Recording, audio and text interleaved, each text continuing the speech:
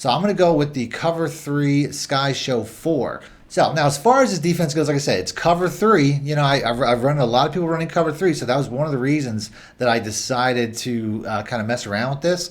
But I'd much rather try to create pressure than just run a cover three basic. So all I'm going to do here to try to get some pressure is I'm just going to shift my defensive line to the one side. Then I'm going to slant them to the right as well. And then I'm just going to basically, I mean, this guy here, he's out kind of far. I want to cheat him in a little bit. But I basically want to take one of these players. Typically, I'd take the one closest to this side, but I want to leave that hook curl because there's so much action going on over there.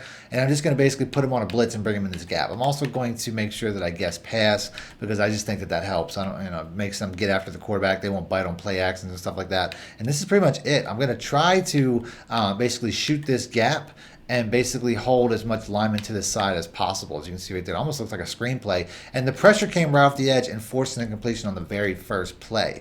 So let's go to the replay to see what happened because it happened so fast I didn't even really see. But you can see when I do this, the entire offensive line jumps to the side.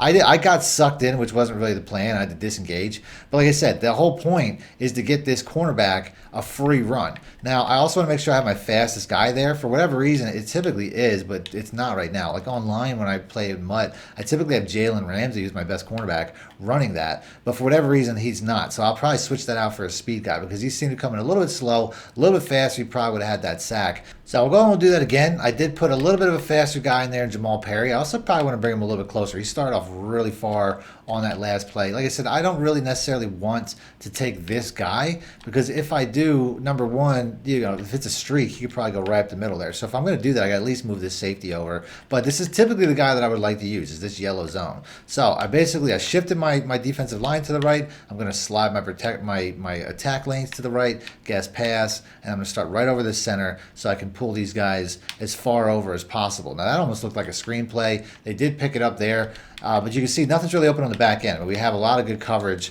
Obviously the sack didn't get through.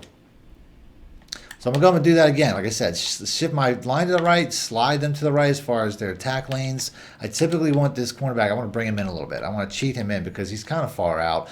If I do decide to bring this guy down, which is typically the guy that I like to do, I got to make sure I bring this safety over. That's probably the biggest thing. Is I probably want him in the center of the field because if I decide to bring this guy down, it's going to create problems for the deep safety because he's out of position. But this is typically the guy that I want to use. So let's do that. Like I said, I have to jump back pretty quickly to get into the throwing lanes, or I could just decide to use the other guy. You can see right there, the pressure comes off the other side this time.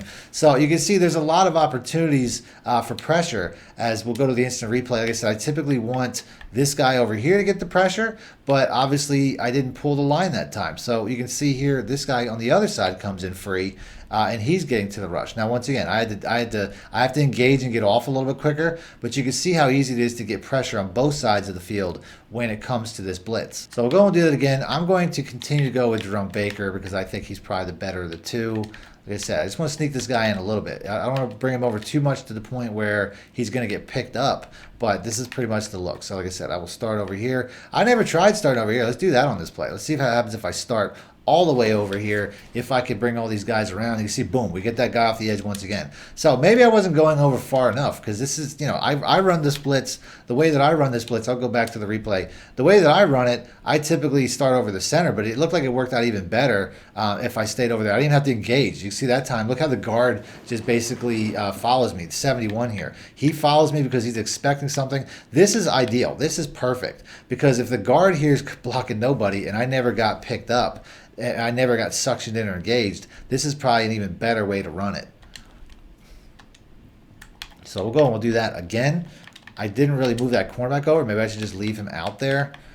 Like I said, this is a blitz I've been running. I've been having success with it, but it's even the game's even new to me. It just came out, so I don't even have all the wrinkles figured out. Now, doing all this is not going to be great. You can see right there, the guard gets lost in no man's land again. We get an easy sack. Doing all this is not going to be great for against the run. That's the only real downside to this setup. because basically if you're in a shotgun like this, there's only really one run play you can run. You can run an inside zone, which, obviously there's a huge gap in front of the guard, and then obviously you could also take it outside. But this is, basically this is a straight up blitz that you're going to get best results. But you can see here once again, 71 is blocking nobody, mostly because I'm pretending to be a blitzer. Then when I go away, he's just nowhere. He's not fast enough to be able to turn around and engage with this cornerback who's just flying in unblocked.